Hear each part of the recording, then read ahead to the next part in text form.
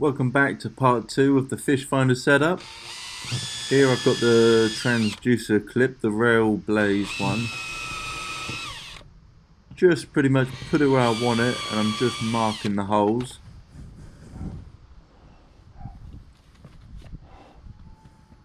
The beauty of this clip is I can take the arm off.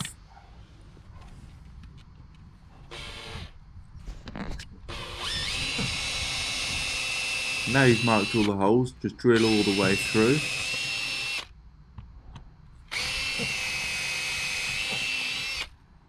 As you can see, I put my fishing rod holder behind it, which made it a bit awkward, so I suggest you don't do that.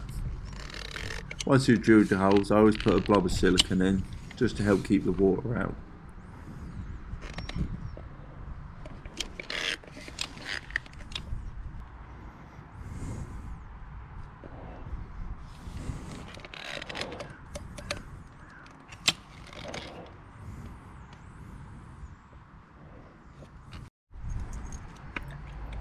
Next you just line it up, put your bolts through.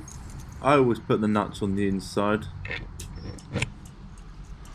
Just I find it helps when folding it up that it's not going to put a hole in the back. As you can see, the silicone helps as well.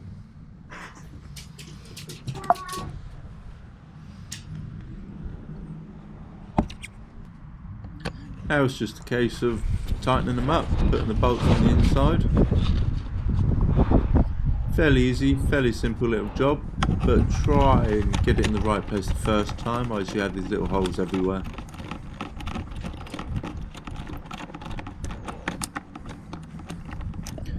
This was a sib that I've actually been given. It had a hole in, so I've just repaired it. So yeah, I've just been slowly adding little bits, making videos on it, just so it helps out other people. Next part of this video I'll be just showing how to put the rod holders on really. Then I'll have the fish finder, transducer, 2 rod holders. I'll be all kitted out to go sib fishing.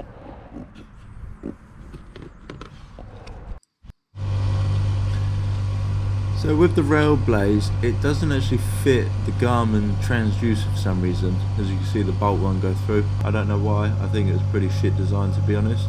I wasn't happy that I had to do this, but no one told me about it. You have to sand down the transducer arm just so it can fit into the hole. I know, after spending 50 quid you have to do this. It's a joke, but it is good quality, and I did get recommended this a lot of times.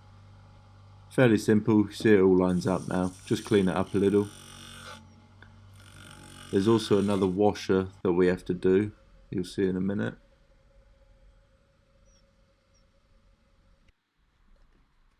The bolt that come with it also was too big, so we have to drill a hole out on it. I wanted to use the bigger bolt so it was a nice snug fit. You don't want your transducer flapping about as you're going along. This is the washer that I was talking about. Just grind it off, just so it fits like the last piece you've done. Then you know it fits on the transducer. Fairly simple again. You can use a hand sander thing, but I've got one of these wheels, so it's a lot easier, quicker. This is the rubber washer now. You've also got to cut that to fit.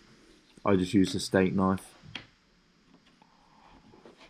Again, took me all 5 minutes, but I was a bit pissed off that I had to do this, especially after spending 50 quid. And that's it. Screw it on, clip it in. And then that's it, just clips on, lock it off.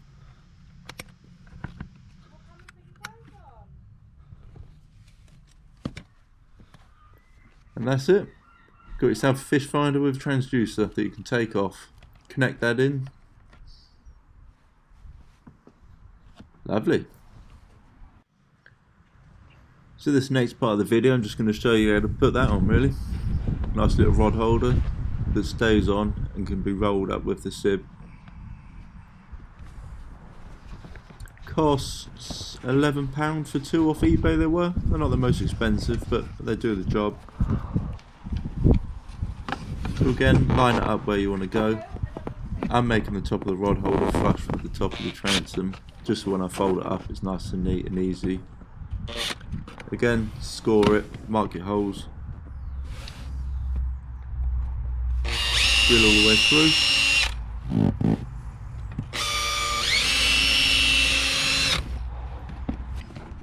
Same again, little blob of silicone in each hole, try and keep the water out.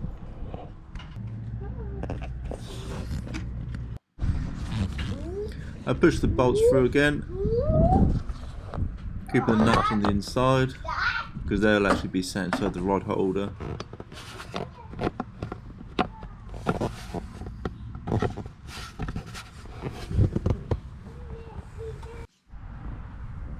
As you can see there, nuts going there, so the little sharp pointed bit will be sat in the rod holder. I'm not too fussed about the fishing rod handle getting scuffed about. I'd rather that than a hole in the tube. Then it's pretty much the case of just bolt it up, top bolt, and then same again on the bottom bolt.